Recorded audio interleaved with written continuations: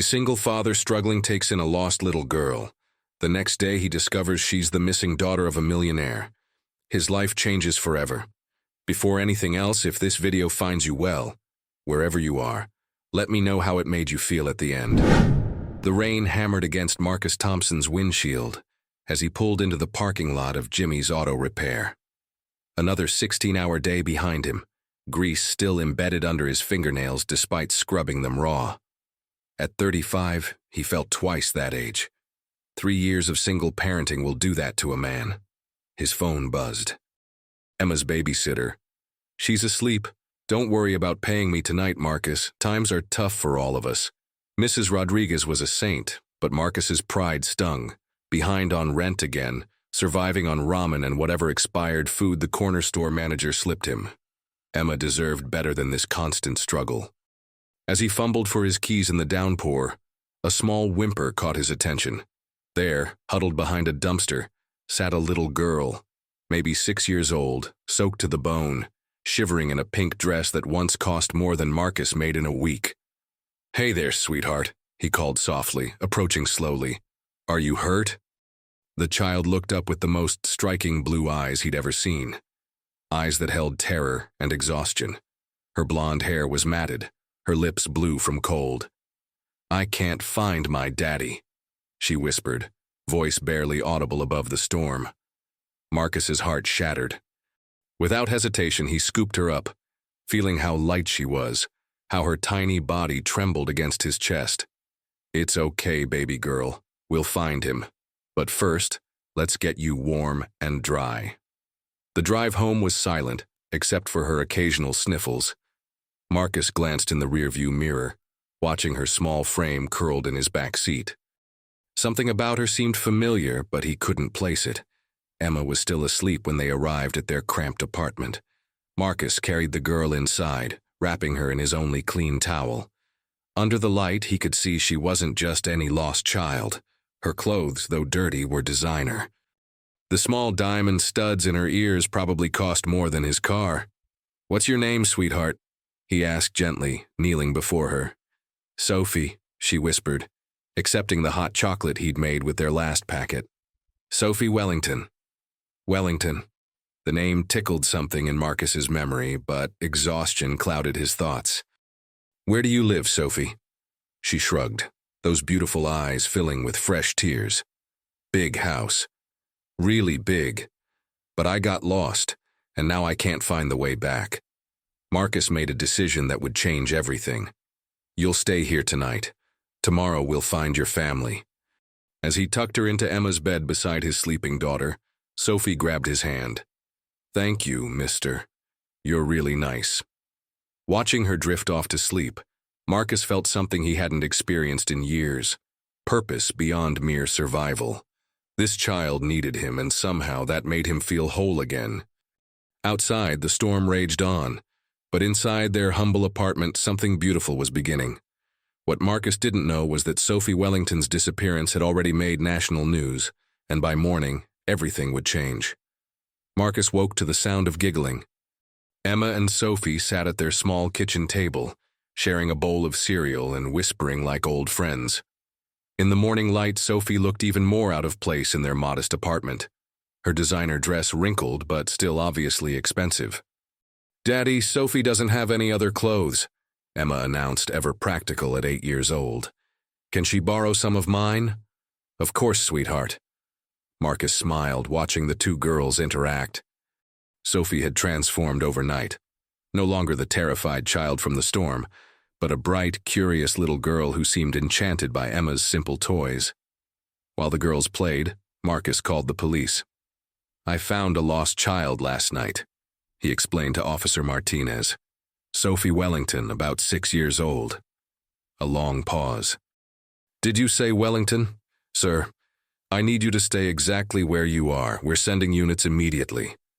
The urgency in the officer's voice sent chills down Marcus's spine. 20 minutes later, his apartment was swarming with police, FBI agents, and what appeared to be private security. A stern-faced woman in an expensive suit took charge. "Mr. Thompson, I'm Agent Sarah Collins. Sophie Wellington has been missing for 3 days. Her father is, well, let's just say this is a high-priority case. Marcus watched as Sophie clung to Emma, both girls frightened by the sudden invasion. She was alone in the rain. I couldn't just leave her there. You did the right thing, Agent Collins assured him. But I need to ask, did she say anything about where she's been? How she got separated from her family? Sophie shook her head when questioned, her earlier brightness dimming. I don't remember. I was with Maria, and then I was lost. Maria, it turned out, was Sophie's nanny who had been found unconscious in Central Park 3 days ago. She'd suffered a head injury and couldn't remember what happened. We'll need to take Sophie into protective custody, Agent Collins explained. There's reason to believe her disappearance wasn't accidental. No! Sophie's scream pierced the room. She ran to Marcus, wrapping her arms around his legs. I want to stay with Marcus and Emma, please. The sight of the little girl's terror made Marcus's decision easy. She's been through enough trauma. Let her stay one more night, give her some stability. Agent Collins studied him carefully. Mr.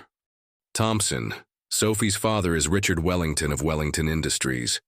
He's worth approximately $4 billion. This situation requires extreme caution. Marcus felt the blood drain from his face.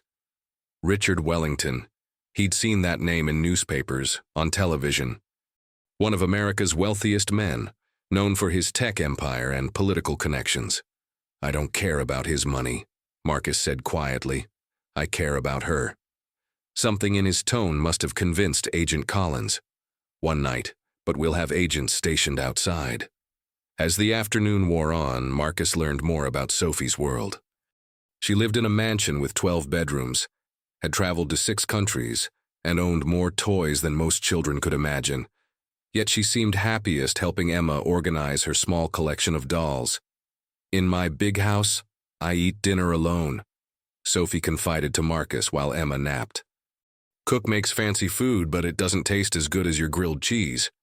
That evening, as Marcus tucked both girls into bed, Sophie whispered, Can I call you Daddy Marcus? His throat tightened. If you want to, sweetheart.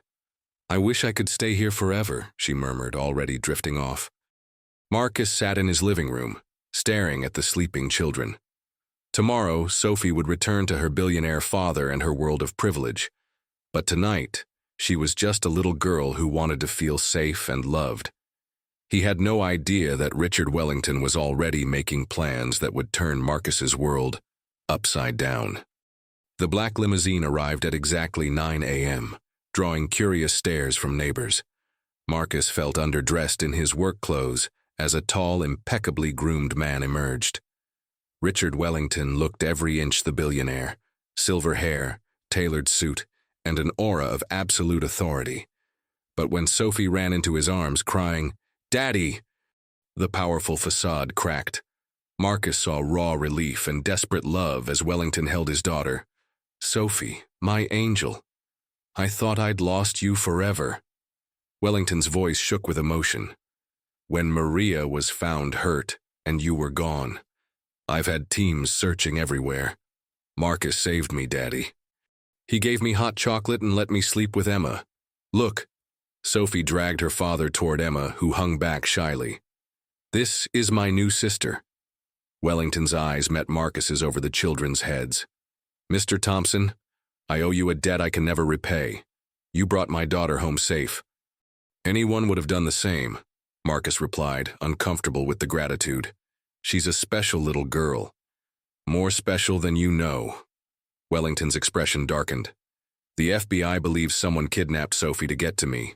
That's why finding her safe means everything. As they prepared to leave, Sophie clung to Emma, both girls crying. I don't want to go. Can't Emma come live in my big house? Wellington studied Marcus intently. Perhaps we can arrange more playdates. Mr. Thompson, might I ask what you do for work? I'm a mechanic at Jimmy's Auto Repair. Marcus felt heat creep up his neck. It's honest work. The most important kind.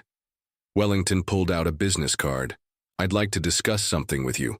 Would you consider bringing Emma to dinner this weekend? Sophie hasn't stopped talking about her new family. The word family hung in the air between them. Marcus saw something calculating in Wellington's eyes, but also genuine affection for the bond between the girls. That afternoon, local news crews appeared at Marcus's apartment building. "Mr. Thompson, how does it feel to rescue a billionaire's daughter?" they shouted. Jimmy called, worried about the attention affecting the shop. "This is crazy," Marcus muttered, watching Emma peek through the curtains at the gathering crowd. His phone rang. "Mr. Thompson, this is David Chen from Wellington Industries. Mr. Wellington would like to send a car for you and Emma this evening. He's quite insistent." Marcus almost declined, but Emma overheard. "Can we see Sophie, please, Daddy?" An hour later, they were driving through the most exclusive neighborhood Marcus had ever seen. The Wellington estate was breathtaking. Massive iron gates, manicured gardens, and a house that looked more like a museum. Inside, Sophie raced down a marble staircase wearing a princess dress. "Emma, you came? Wait until you see my room." The girls disappeared upstairs while Wellington led Marcus to a study lined with first edition books. "Scotch," he offered. "I don't drink much," Marcus admitted. "Smart man. I've made many poor decisions under alcohol's influence." Wellington poured himself a measure. "Mr. Thompson, I've been researching you." Marcus tensed. "Sir? Your wife Jennifer died in a car accident 3 years ago. You've been raising Emma alone, working multiple jobs. Your credit score suggests financial struggles, but your character references are impeccable. I do my best for my daughter. That's obvious. Sophie feels more comfortable with you than she has with anyone since her mother passed 2 years ago." Wellington set down his glass. "I have a proposition." Marcus waited, sensing his life was about to change dramatically. "I want to hire you as Sophie's full-time companion, not a nanny, a father figure. The salary would be $200,000 annually, plus benefits, housing, and Emma's education expenses." The number hit Marcus like a physical blow. More money than he'd made in the last 5 years combined. "Why?" he managed. Wellington's mask slipped again. "Because my daughter lights up around you in a way she hasn't since losing her mother. And frankly, Mr. Thompson, I need someone I can trust completely. Someone who saved my child when they had nothing to gain." Upstairs, Sophie and Emma's laughter echoed through the mansion. Marcus thought of his overdue bills, Emma's worn clothes, their uncertain future. "I need time to think," he said finally. Wellington nodded. "Of course. But Mr. Thompson, Sophie's kidnapping wasn't random. I need someone who will protect her like their own child." As Marcus watched Wellington's expression harden with unspoken threats, he realized this offer came with dangers he couldn't yet imagine. Marcus couldn't sleep. Wellington's offer replayed in his mind. $200,000, a new life for Emma, but also unanswered questions about Sophie's kidnapping. The FBI had been vague about the threats against the Wellington family. Friday morning brought unexpected visitors. 2 men in expensive suits waited by Marcus's car as he left for work. "Mr. Thompson, we represent certain parties interested in your relationship with the Wellington family." The taller man smiled, but his eyes remained cold. "We'd like to discuss a mutually beneficial arrangement." Marcus's blood chilled. "I have nothing to discuss with you. Everyone has a price, Mr. Thompson. The question is whether you're smart enough to take our offer before circumstances become unpleasant. Get away from me and my daughter." Marcus's voice carried a warning learned from years of dealing with difficult customers. "Think carefully. We know about your financial troubles, Emma's medical bills from her broken arm last year, your mother's nursing home costs." The man handed Marcus a card. "When you're ready to be reasonable, call us." They disappeared into a black sedan, leaving Marcus shaken. Someone was watching him, knew intimate details about his life. Wellington's world was more dangerous than he'd imagined. At work, Jimmy pulled him aside. "Marcus, what the hell is going on? FBI agents came by asking questions about you." "Good questions, but still. I helped a lost kid. Now her father wants to hire me. The Wellington girl, Jesus, Marcus. That family's been in the news for weeks. Her kidnapping, the threats. Jimmy lowered his voice. Be careful, man. That kind of money always comes with strings. That evening, Emma asked innocently, Daddy, are we going to live in Sophie's big house? Marcus knelt beside her. How would you feel about that, sweetheart? I'd miss our apartment. But Sophie's really sad without us. She called 3 times today. Wellington had given Sophie a phone to stay in contact. The calls were heartbreaking. Sophie crying, begging to see them, describing how lonely the big house felt. Marcus made his decision. Wellington answered immediately when Marcus called. I accept your offer, but I have conditions. Name them. Emma keeps her current school until the semester ends. We maintain our own space within your property, and I want complete honesty about the threats against Sophie. A pause. Agreed. Can you start Monday? Mr. Wellington, those men who approached me today, they knew things about my family they shouldn't know. Wellington's voice hardened. What men? Marcus described the encounter. Wellington was quiet for so long that Marcus wondered if the call had dropped. Mr. Thompson, I should have warned you. There are people who believe they can get to me through Sophie. By helping her, you've made yourself a target. What kind of target? The kind that requires around-the-clock security and a complete lifestyle change. Are you prepared for that? Marcus thought of Emma, of Sophie's tears, of the mysterious men who knew too much about his life. Yes, but I want Emma protected too. Already arranged. Security teams are being positioned as we speak. Sunday evening, Marcus packed their meager belongings. Emma clutched her favorite stuffed rabbit, excited about the adventure. Neither of them noticed the unmarked van that had been parked across the street for 2 days. Wellington called as they finished packing. Marcus, there's something else you should know before tomorrow. The FBI believes Sophie's kidnapping was an inside job. Someone with access to our family's private schedule arranged for her to be taken. Marcus felt ice in his veins. Someone close to you. Someone I trusted, which is why I need someone whose loyalty can't be bought. Wellington's voice carried exhaustion and fear. See you tomorrow, Marcus. And thank you for giving me hope that Sophie can have a normal childhood despite everything. As Marcus carried sleeping Emma to the car, he wondered what he'd gotten them into. The promised money would solve all their problems. But at what cost? Behind them, their old life disappeared. Ahead lay wealth, danger, and a little girl who needed them more than they knew. Neither Marcus nor Wellington realized that their new arrangement would uncover secrets that would shake the Wellington Empire to its foundation. The Wellington estate felt different as Marcus and Emma moved into the guest wing Monday morning. Armed security guards nodded respectfully, their presence a stark reminder that this wasn't just about childcare. It was about protection. Sophie's joy was infectious as she gave Emma the grand tour. This is the movie theater and the pool. And look, your room is right next to mine. Emma's eyes widened at the bedroom larger than their entire former apartment. It's like a fairy tale, Daddy. But Marcus noticed details that troubled him. Cameras in every corner, bulletproof windows, panic buttons disguised as light switches. This wasn't a home, it was a fortress. Wellington introduced him to the household staff, Mrs. Chen the housekeeper, Rodriguez the head of security, and Dr. Sarah Mitchell, Sophie's private therapist. Sophie's been having nightmares since the kidnapping, Dr. Mitchell explained privately. She won't talk about what happened during those missing days. But your presence has already helped. She slept through the night for the first time last week. Marcus's role proved more complex than simple companionship. He drove Sophie to her private school, supervised playdates, and helped with homework.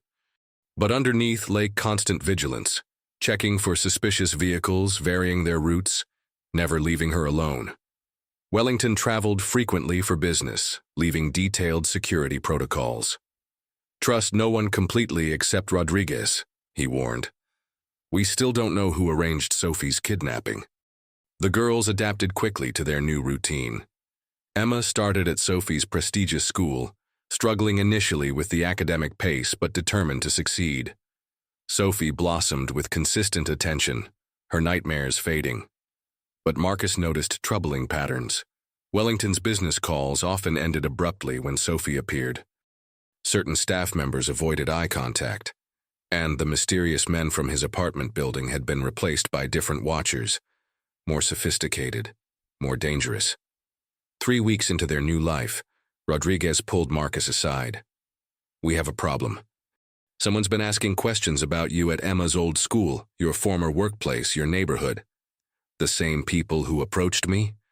Different organization. These are professionals." Rodriguez's expression was grim. "Mr. Wellington has enemies who would use any leverage against him." That evening, Wellington returned from a business trip visibly shaken. At dinner, he announced, "We're increasing security measures. Sophie, you and Emma will have bodyguards at school now." Sophie's face fell. "Daddy, that's embarrassing. The other kids will think I'm weird." "It's temporary, Angel. Just until some business matters are resolved." Later, after the girls were asleep, Wellington poured himself a heavy scotch. "Marcus, I need to tell you something. The FBI believes Sophie's kidnapping was orchestrated by my former business partner, Robert Hayes." Marcus recognized the name, Hayes Industries, Wellington's biggest competitor. "Hayes and I built our companies together 20 years ago. When we parted ways, it was acrimonious. He believed I stole technology that rightfully belonged to him." "And did you?" Wellington met his gaze steadily. "That's complicated. What matters now is that Hayes has become increasingly unstable. The FBI thinks he took Sophie to force me into returning what he considers his intellectual property. Why not just give it to him? Because it would bankrupt Wellington Industries. Thousands of employees would lose their jobs. And honestly, Marcus, I earned that technology through my work." Marcus felt the weight of secrets and lies surrounding them. "What does this mean for Sophie, for Emma?" "It means we're at war, and I've dragged you into it." Wellington's vulnerability showed through his polished exterior. "Hayes won't stop until he destroys everything I've built, but I won't let him hurt Sophie again." The next morning brought devastating news. Rodriguez burst into Marcus's room before dawn. "Sir, we have a problem. Emma's birth records have been accessed. Someone's been investigating her medical history, her mother's death, everything." Marcus felt his world tilting. Why would they care about Emma? Wellington appeared in the doorway, fully dressed despite the early hour. "Because they've figured out the truth, Marcus, and that changes everything." As sirens wailed in the distance and security teams mobilized, Marcus realized their peaceful month was ending. The real battle was just beginning, and somehow Emma had become a target too. The most terrifying part? Wellington's expression suggested there were secrets even Marcus didn't know. The emergency meeting in Wellington's secure study felt like a war council. FBI agent Collins spread photos across the mahogany table, surveillance images of Marcus, Emma, and Sophie from the past month. "Robert Hayes has escalated," Collins announced grimly.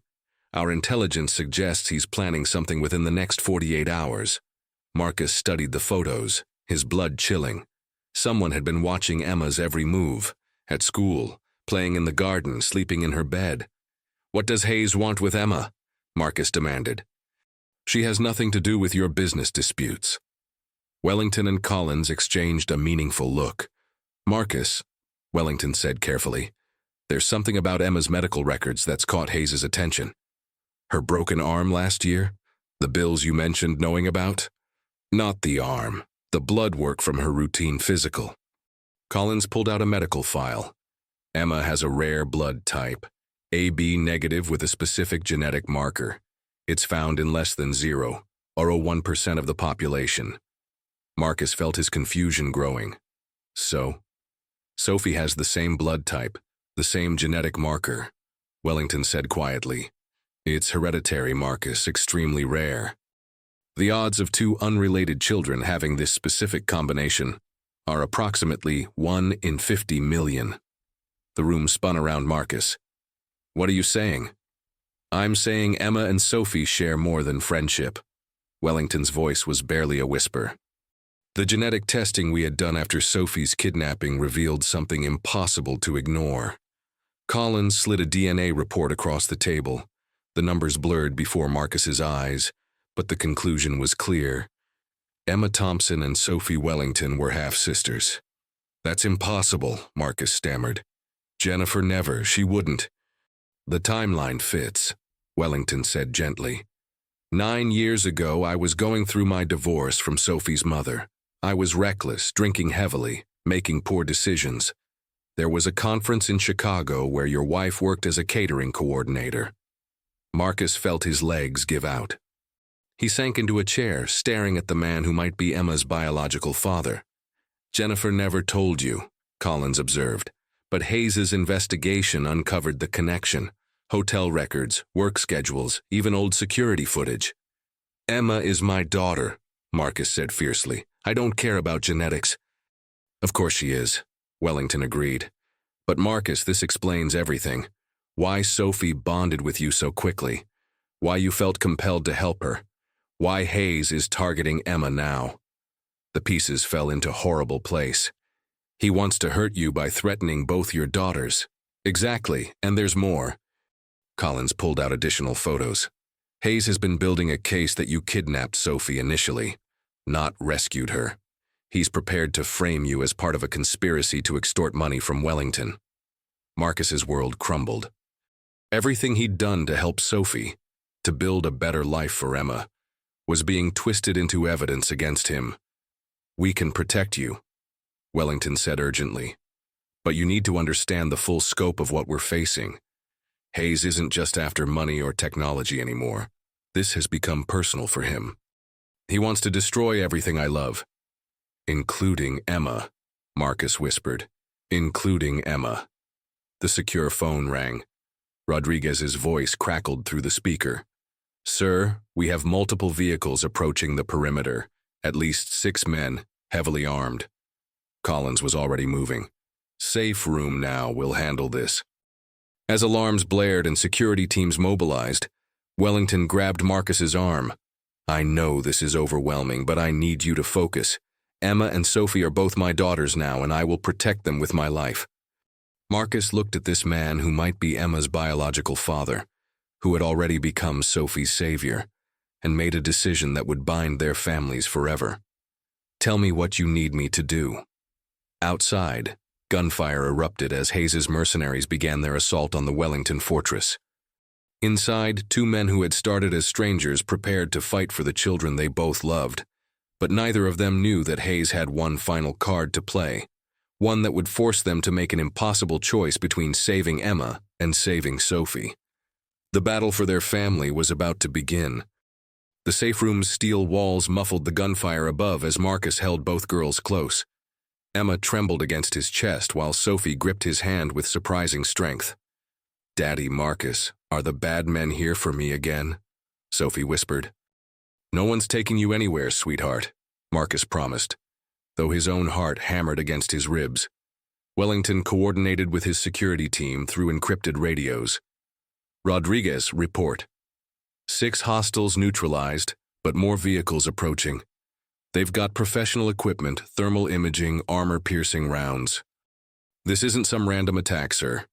Agent Collins monitored FBI communications. "Backup's 20 minutes out. Hayes is broadcasting on open channels, demanding a meeting." "What does he want?" Marcus asked. Wellington's face was granite. "To destroy everything I've built, starting with the people I love." The lights flickered and died. Emergency power kicked in, bathing them in red light. Through the intercom, a distorted voice echoed, "Richard Wellington, this is Robert Hayes. You have something that belongs to me, and I have something you want." Marcus felt ice flood his veins. "Emma and Sophie are both here."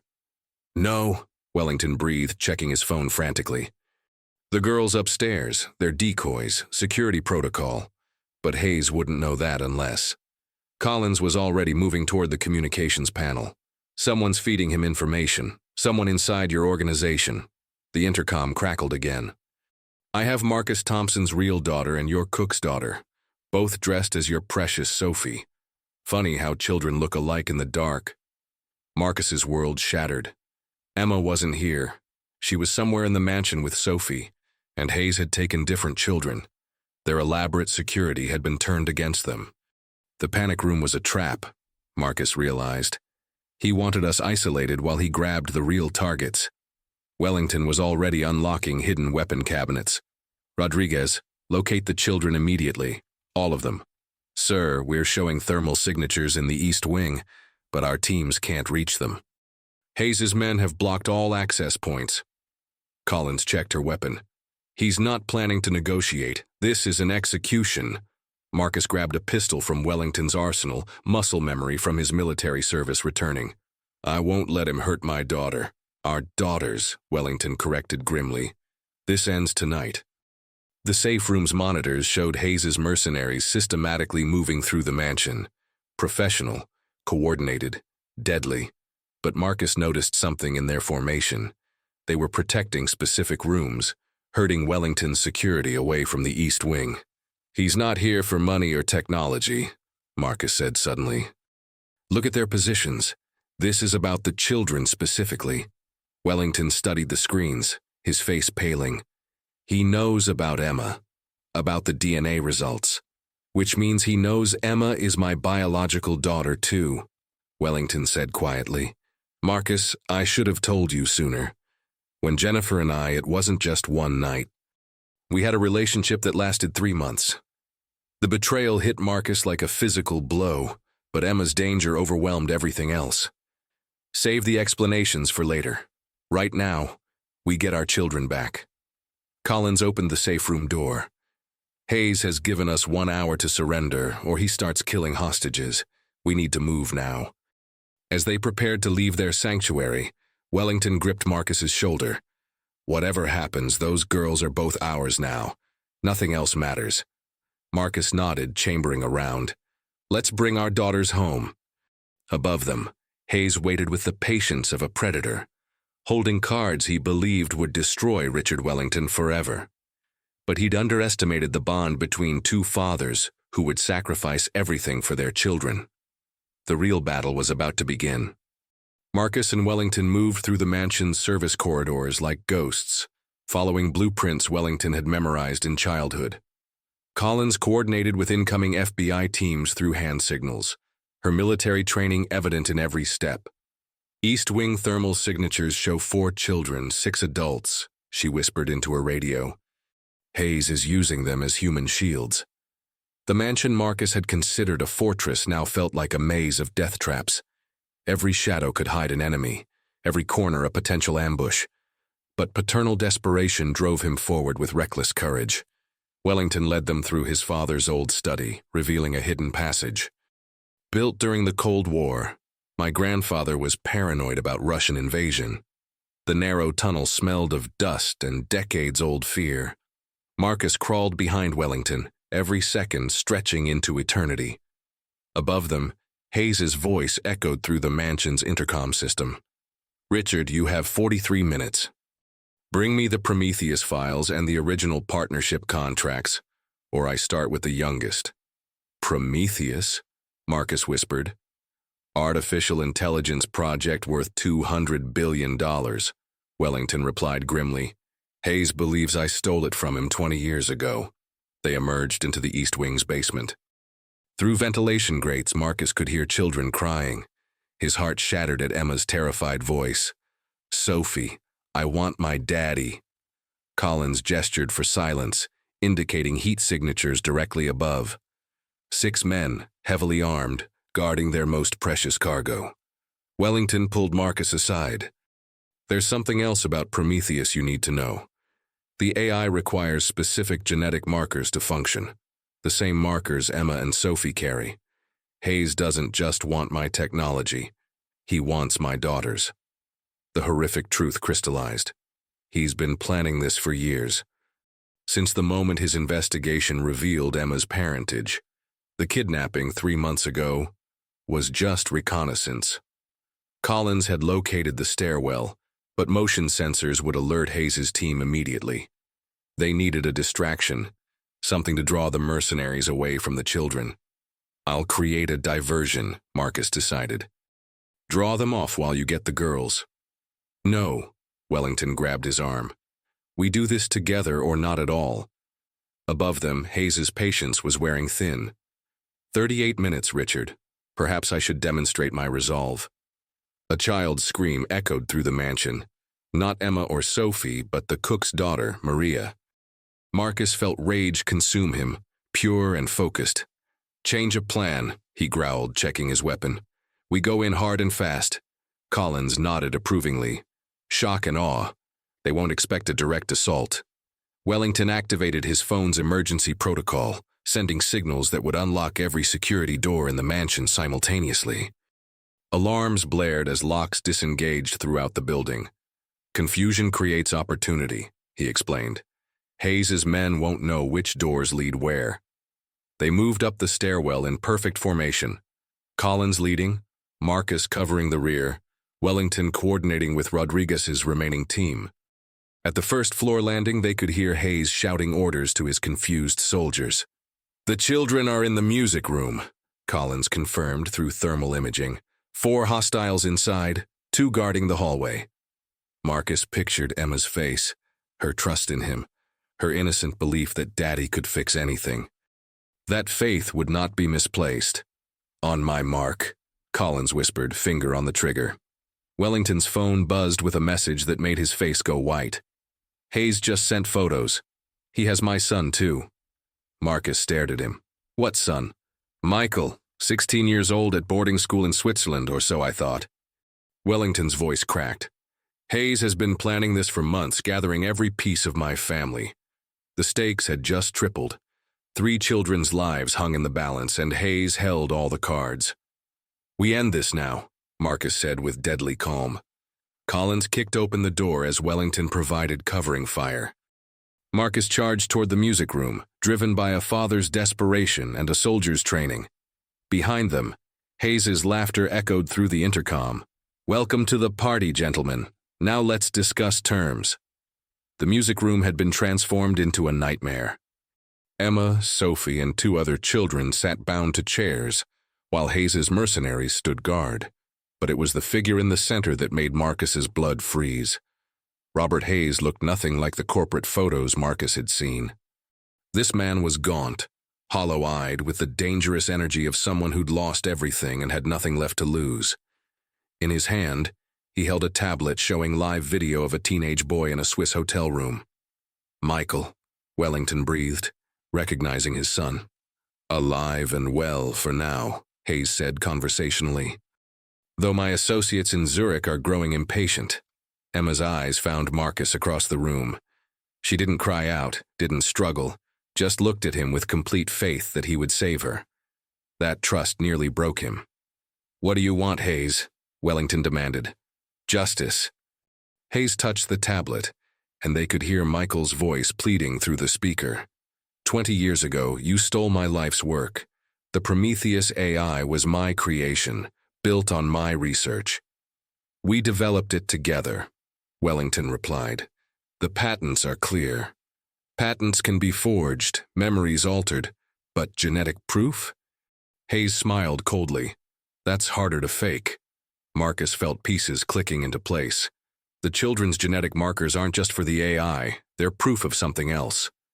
Very good, Mr. Thompson. Or should I say, Mr. Williamson? The name hit Marcus like a sledgehammer. Williamson had been his mother's maiden name, one he'd buried along with painful childhood memories.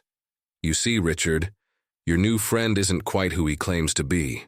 Marcus Thompson legally changed his name 12 years ago. He used to be Marcus Williamson, son of Dr. Elena Williamson. Wellington's confusion was evident, but Marcus felt his past crashing back. His mother, the brilliant scientist who'd abandoned him at age 15 to pursue her research. Dr. Williamson was my research partner before you, Richard. She developed the initial Prometheus algorithms in our basement lab 23 years ago. Hayes's smile turned predatory, which makes Marcus here the legal heir to half the Prometheus technology. The room spun around Marcus. His mother, whom he'd spent years hating for choosing science over family, had created the very technology that now threatened his daughter. She died 5 years ago, Hayes continued. But not before she told me everything about Richard's betrayal, about the stolen research, about her son who'd changed his name to escape her legacy. "You're lying," Marcus said, but doubt crept into his voice. Hayes activated another screen, showing laboratory notes in his mother's handwriting. Marcus recognized her precise script, the one that had covered more attention than her own son. Elena realized too late that Richard had used her work to build his empire. She spent her final years trying to prove the theft, but lung cancer took her before she could expose the truth. Wellington stepped forward. "Even if this is true, it doesn't change anything." Marcus had no knowledge of any of this. But it changes everything." Hayes gestured to the children. "These girls don't just carry genetic markers for the AI. They carry Elena Williamson's research genes, the specific neural patterns needed to interface with Prometheus." Marcus felt sick understanding. "You want to use them as test subjects?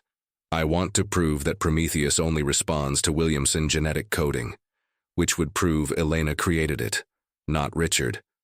"Over my dead body," Marcus snarled. "That can be arranged." Hayes nodded to his men, who raised their weapons. But Wellington was already moving, diving behind a piano as Collins burst through the side door. Gunfire erupted as Marcus threw himself toward Emma's chair. In the chaos, Hayes grabbed Sophie, pressing a gun to her head. "Nobody moves, or the princess dies!" The room froze. Emma whimpered as Marcus reached her, his hands shaking as he untied her bonds. "Here's what's going to happen," Hayes announced. "Richard transfers all Prometheus patents to me. Marcus signs documents acknowledging his mother's original research, and I walk out of here with proof that will destroy Wellington Industries forever." "And if we refuse?" Wellington asked.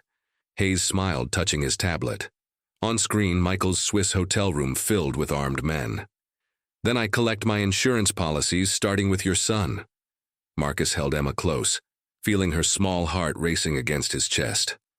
3 children's lives balanced on the edge of a madman's revenge. "You have 60 seconds to decide," Hayes said, checking his watch.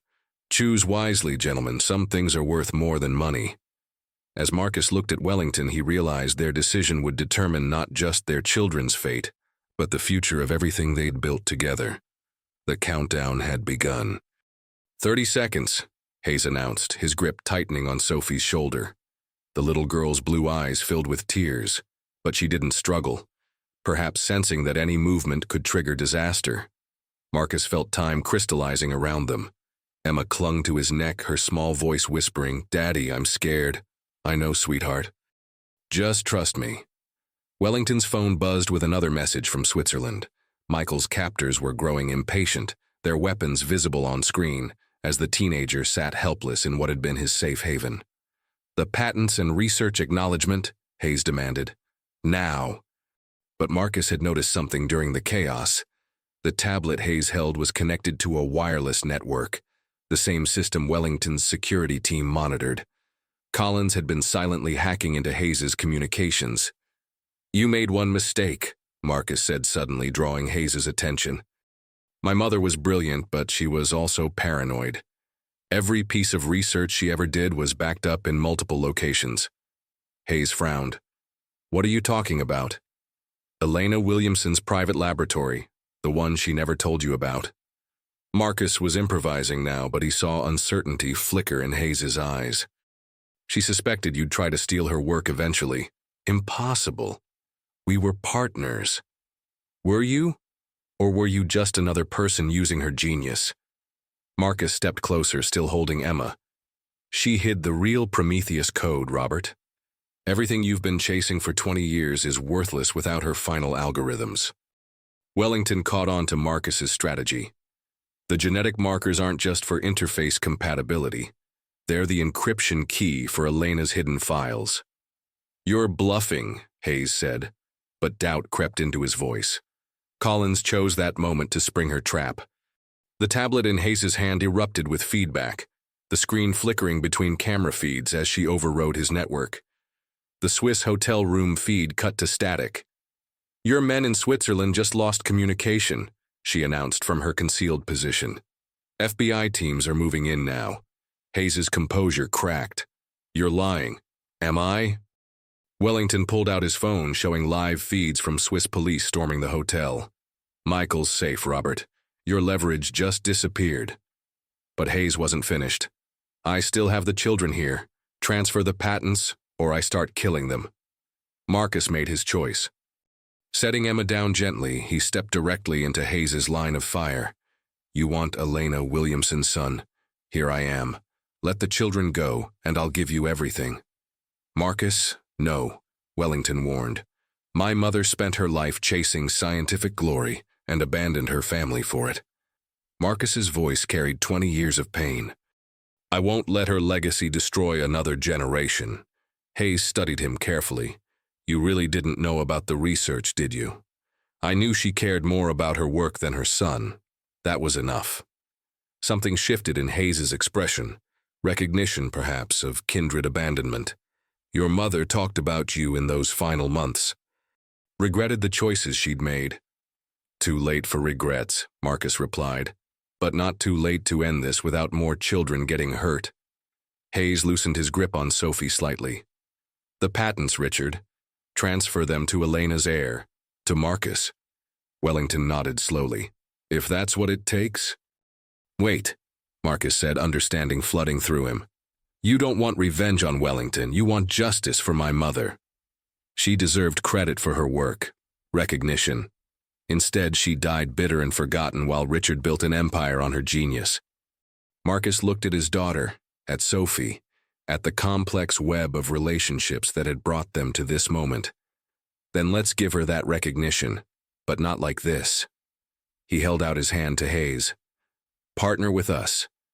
Build something that honors her memory instead of destroying what she helped create. For a moment, the room balanced on a knife's edge.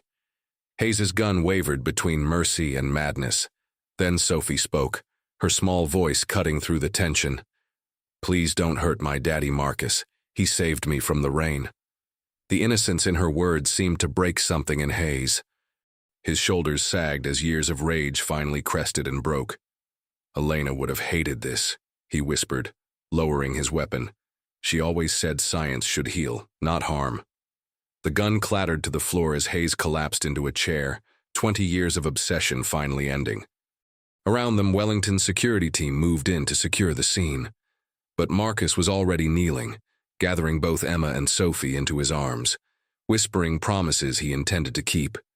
You're safe now, both of you, forever. As FBI agents led Hayes away, he turned back once. Tell them about Elena Williamson. Tell them she mattered. Marcus nodded, understanding that healing his mother's legacy had just become part of his own journey. The war was over. Now came the harder task of building a family from the pieces that remained. 3 weeks later, Marcus stood in Wellington's study, surrounded by legal documents that would reshape their unconventional family forever. The adoption papers lay beside patent transfers, custody agreements next to corporate restructuring plans. Are you certain about this? Wellington asked, signing the documents that would officially recognize Marcus as Emma's father, while granting him joint custody of Sophie. Co-parenting a billionaire's daughter isn't exactly a normal arrangement. Marcus smiled, watching through the window as Emma and Sophie played in the garden with Michael, who'd returned from Switzerland with a new appreciation for family safety. Nothing about our situation has been normal. Doctor? Mitchell had reported remarkable progress in both girls' recovery. The trauma of Hayes's attack was fading, replaced by the security of knowing they were truly safe and loved. The Elena Williamson Research Foundation is approved, Wellington announced, reviewing another set of papers. Full funding with you as the primary trustee. Your mother's work will finally receive the recognition it deserved. Marcus had struggled with this decision. Honoring his mother's memory meant accepting that her abandonment had led to something meaningful, that her choice to prioritize science over family had ultimately saved other families. She would have liked knowing the Prometheus AI will be used for medical research, he admitted, helping children with genetic disorders. Emma burst through the study doors, grass stains on her dress and pure joy on her face. Daddy, Sophie taught me how to ride her horse. Can we get a horse for our new house? Their new house was the renovated guest wing, expanded and modified to give Marcus and Emma their own space while keeping both families connected. It represented compromise, respect, and the complex reality of their blended family. "We'll see about the horse," Marcus laughed, lifting Emma onto his lap. "But first you need to finish your homework." "Math is boring," Emma complained.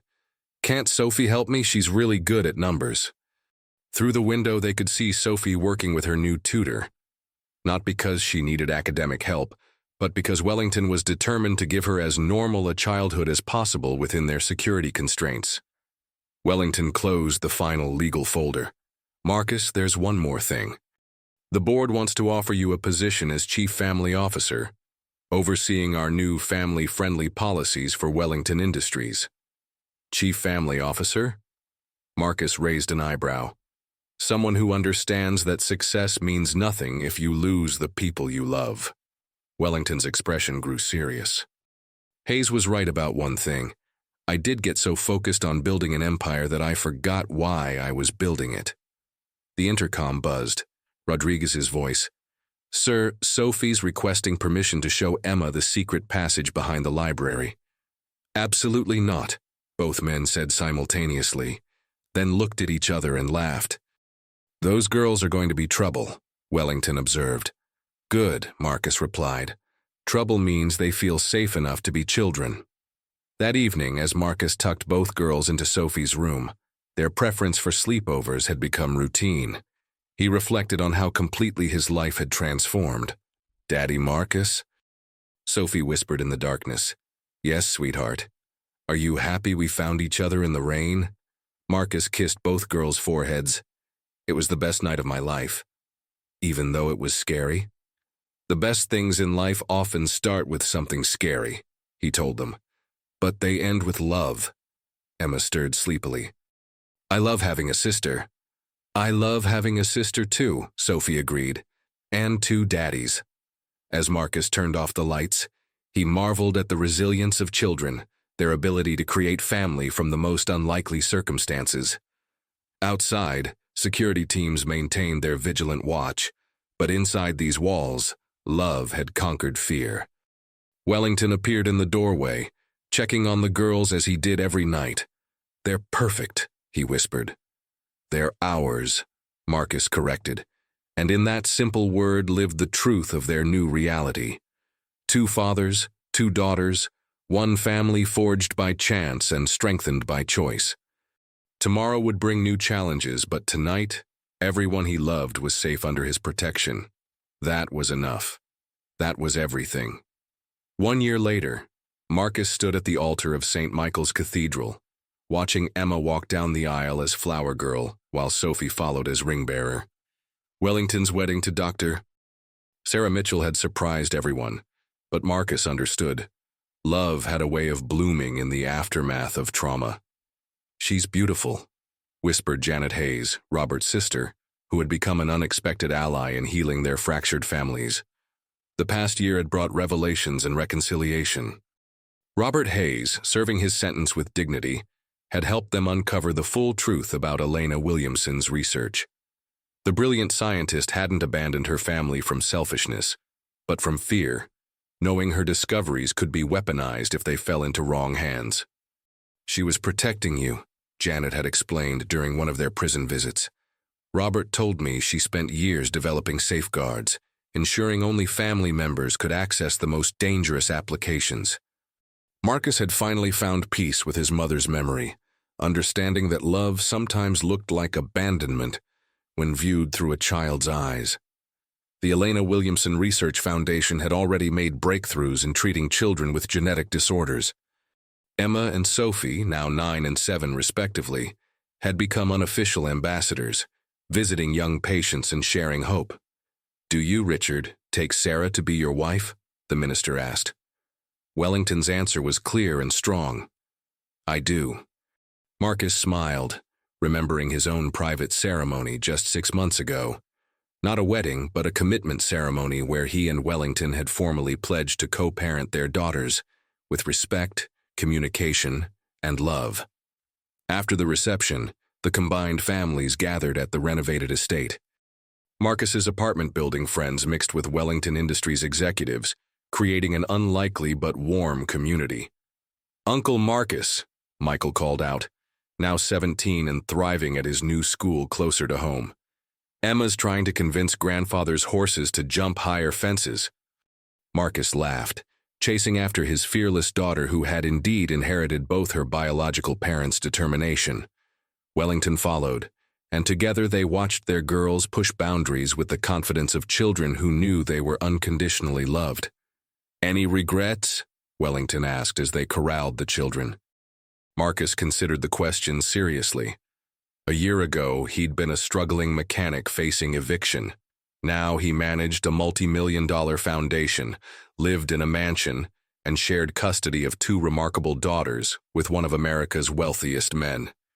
"Only one," he said finally. "I wish Jennifer could see Emma now. See how confident and happy she's become." "She can," Wellington said quietly. "Love doesn't die, Marcus. It transforms and continues through the people we've touched." As the sun set over their unusual but perfect family gathering, Marcus felt the truth of those words. Jennifer lived on in Emma's laughter. Elena's legacy flourished in their foundation's work, and even Robert Hayes had found redemption through helping other families avoid his mistakes. Emma ran up to him, grass stains on her flower girl dress. "Daddy, Sophie wants to know if we can build a tree house where the two families can meet." "Both families are already together, sweetheart," Marcus replied, lifting her up. "I know, but Sophie thinks other kids might need a place where different families can become one family." From the mouth of babes. Marcus looked at Wellington, seeing the same recognition in his eyes. "That's a beautiful idea," Wellington said. "Maybe we could build something at the foundation headquarters, a place where all kinds of families can connect." 6 months later, the Williamson-Wellington Family Center opened its doors. The treehouse Emma and Sophie had envisioned had become a multi-story facility, offering support for adoption, foster care, blended families, and single parents. Marcus stood in the center's main room, watching Emma and Sophie help other children adapt to new family situations. The girls had become wise beyond their years, understanding that family wasn't defined by blood or law, but by choice and commitment. "The rain brought us together," Sophie told a new arrival, a little boy whose parents had just divorced. "Sometimes the scary things lead to the best things," Emma nodded sagely. "And sometimes having two dads or two moms or one parent is even better than having what everyone else thinks is normal." Marcus felt tears prick his eyes. These children, born into such different circumstances, had become teachers of the heart, showing adults that love could overcome any obstacle.